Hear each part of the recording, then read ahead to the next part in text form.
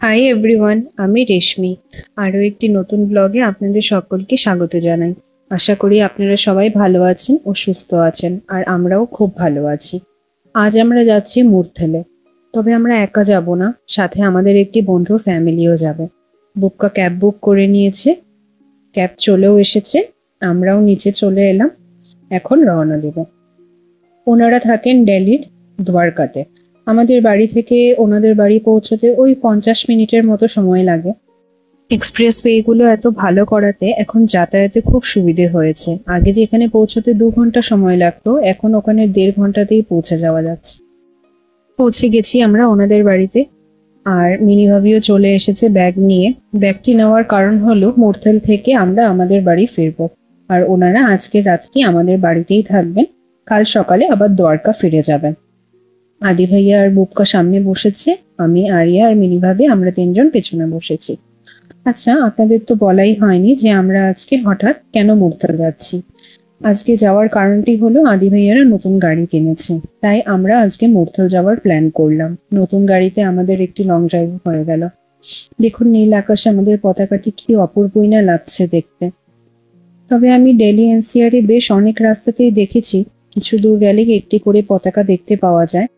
এই জায়গাটি দেখে আপনারা হয়তো ভাবছেন যে এটি একটি পাহাড়। আমিও ভেবেছিলাম যেদিন আমি প্রথম এই রাস্তা দিয়ে গেছিলাম। দিল্লি এনসিআরে যত গার্বেজ আছে সব এখানে নিয়ে এসে জড়ো করে। যেটা রিসাইকেল করতে পারা যায় সেটা রিসাইকেল করে, আর যেটা রিসাইকেল করতে পারা যায় না সেটাকে জ্বালিয়ে দেওয়া হয়। গল্প করতে করতে পৌঁছে গেলাম আমরা মুর্থেলে। এখন পার্কিংয়ে গাড়িটি পার্ক করে আমরা যাচ্ছি আমরিক সুখদেব ধাবাতে।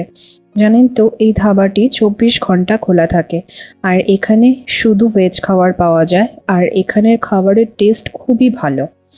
বাইরে এত গাড়ি দেখে আমরা ভাবছিলাম জায়গা পাওয়া যাবে কিনা ভেতরে, তাই বুবকা আদি ভাইয়াকে আগে পাঠিয়েছে জায়গা দেখার জন্য। আর আদি ভাইয়া আমাদেরকে ফোন করে বলল যে জায়গা আছে, তোরা চলে আয়। তো আমরা এখন ভেতরে যাচ্ছি। বাইরে কিছু বসার জায়গা আছে, কিন্তু এখন যা গরম, বাইরে বসা যাবে না কোনোভাবেই। কিছুক্ষণ খোঁজার পর দেখতে পেলাম ওনাকে। এখন যেমন ভেতরে লোকের ভিড় দেখতে পাচ্ছেন, শীতকালে ঠিক বাইরেই এই ভিড়টি দেখতে পাওয়া যায়।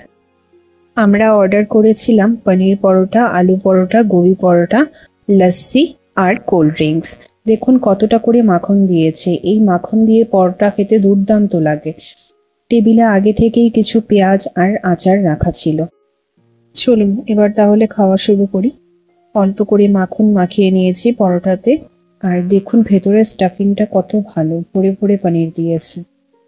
সাথে আমরা একটু ডাল, ভাত, বাটার পনির আর কড়াই পনিরও অর্ডার করে দিয়েছিলাম, আর আরিয়ার জন্য একটু ফ্রেঞ্চ ফ্রাই অর্ডার করা হয়েছিল। প্রত্যেকটা খাবারই খেতে অসাধারণ ছিল। খাওয়া দাওয়া করে বেরোলাম। আরিয়া এখানে এসেই মেলার মতো দুটো রাইড দেখতে পেয়েছে, ও তখন থেকে ব্যস্ত হয়ে আছে ওটাতে ওঠার জন্য। এখন আমরা ওদিকটাতেই যাচ্ছি। এই দোকানটিতে না খুব সুন্দর সুন্দর শোপিস আছে, আর বাচ্চাদের খেলনাও আছে, কিন্তু জানেন তো দাম অনেকটাই বেশি। তাই আর কিছু নিলাম না এখান থেকে। এই যে উনি বসে পড়েছেন। প্রথমে একটু ভয়ই পাচ্ছিল, কিন্তু তারপর আবার মজাও পাচ্ছিল। আমরা ওকে অনেকবার বললাম যে বাবু, এত গরমে তুমি ওটাতে বসতে পারবে না, তোমার গরম লেগে যাবে, কারণ সিটগুলো একদম গরম হয়েছিল, কিন্তু ও কিছুতেই মানল না। আমি যখন ছোট ছিলাম, আমিও মেলাতে গেলে খুব জেদ করতাম রাইডসগুলোতে ওঠার জন্য। সেই কথাই আজকে আবারও মনে পড়ে গেল।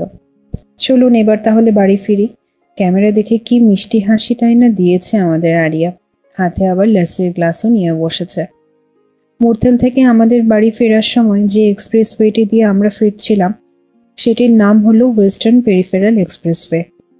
বুবকা তখন বলছিল ওরা যখন ইটালিতে গেছিল ঘুরতে, তখন পিসা থেকে ফ্লোরেন্স ফেরার সময় যে এক্সপ্রেসওয়েটি দিয়ে ফিরেছিল, সেই এক্সপ্রেসওয়েটি নাকি দেখতে একদম এরকমই ছিল, আর তার চারপাশে যে ধরনের গাছপালা ছিল ওখানে, তো সেগুলো নাকি একদম সেম দেখতে।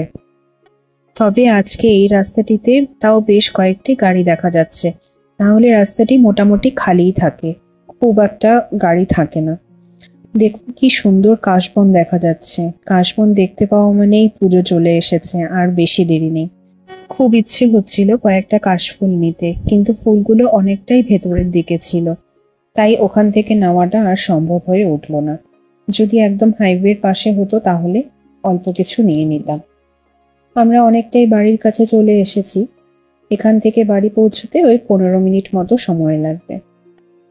আমরা এখন যে রাস্তাটা দিয়ে যাচ্ছি এটি কিন্তু একটি পাহাড়ের রাস্তা, আর এই পাহাড়টি একদম আমাদের বাড়ির কাছেই আছে।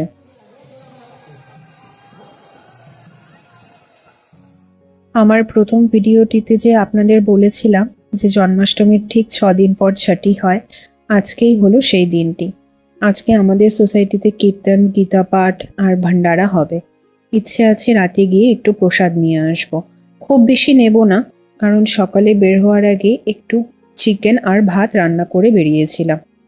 আরিয়া প্রসাদ খেতে খুব ভালোবাসে, তাই ওর জন্য ভালো করে নিয়ে আসব, আর আমরা অল্প একটু প্রসাদ নিয়ে নেব।